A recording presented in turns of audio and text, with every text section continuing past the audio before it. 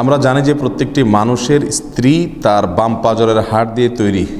তাহলে আমরা সমাজে দেখতে পাই একজন স্ত্রীলোক ভিন্ন ভিন্ন মানুষের সাথে বিয়ে হয়। দয়া করে একটু বুঝিয়ে বলবেন, মানে তাহলে এই মহিলা কয়জনের হাড় দিয়ে তৈরি হলেন? সুন্দর একটি প্রশ্ন। এই প্রশ্নটা অনেকেই করেন। দেখুন, এই প্রশ্নের ভিত্তি হলো একটা ভুল ধারণা। এই প্রশ্নকর্তা শুরুতে ভুল দেওয়া শুরু করেছেন। তিনি মনে করেছেন এবং অনেকেই মনে করেন যে যত স্ত্রী আছে পৃথিবীতে সব স্ত্রীরা সৃষ্টি হয়েছেন কোত্থেকে? তার স্বামীর হাড় থেকে, বাম পাঁজরের হাড় থেকে। স্বামীর বাম পাঁজরের হাড় থেকে স্ত্রী তৈরি হয়েছেন, সব স্ত্রীরা এরকম। এই না আমাদের সমাজের ধারণা? এটা একটা ভুল ভিত্তিহীন একটা ধারণা। তাহলে যে বেচারির বিয়েই হয় নাই, এরকম অনেক মহিলা আছে না, বিয়ে হওয়ার আগে দুনিয়া থেকে চলে গেছে, আছে না নাই? তাহলে এই বেচারির কার হাড় থেকে তৈরি হলো?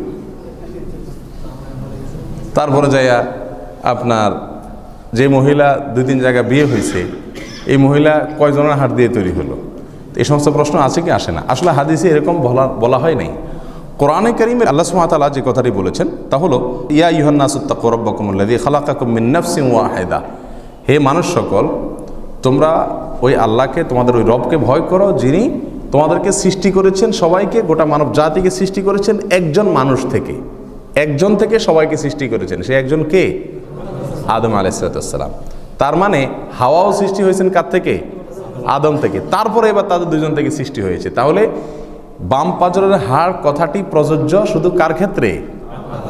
আদম হাওয়ার ক্ষেত্রে। যে মা হাওয়া, তাকে আল্লাহ তাআলা সৃষ্টি করেছেন কোত্থেকে? আদম আলাইহিস সালামের বাম পাঁজরের হাড় থেকে। আদম আসলামকে মাটি থেকে তৈরি করেছেন, তার বাম পাঁজরের হাড় থেকে তৈরি করেছেন তার স্ত্রী হাওয়াকে।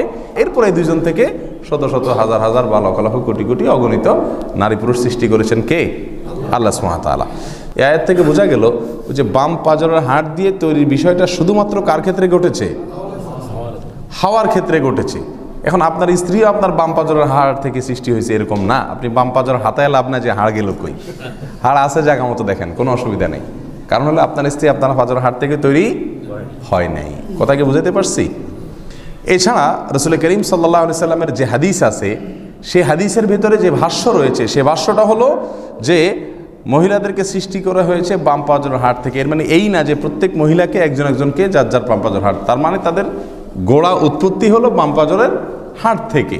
যার কারণে সমস্ত মহিলাদের ভেতরে ওই যে একটা বৈশিষ্ট্য সেটা থেকে যায় যে বেশি সোজা করতে গেলে কি হয়ে যাবে?